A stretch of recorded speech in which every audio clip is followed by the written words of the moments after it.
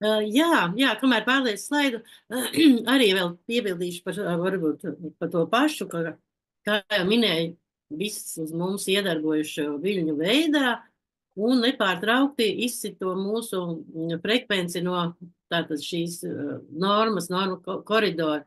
Mūsu organisms nepārtraukti cenšas viņu dabūt atpakaļ. Nepārtraukti tātad strādā, lai būtu normas koridori, un tas ir pilnīgi normāli un dabīgi.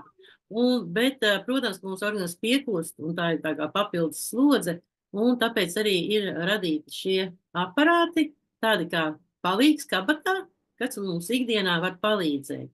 Var palīdzēt tātad normalizēt mūsu stāvokli no šīs nepārtrauktās iedarbības.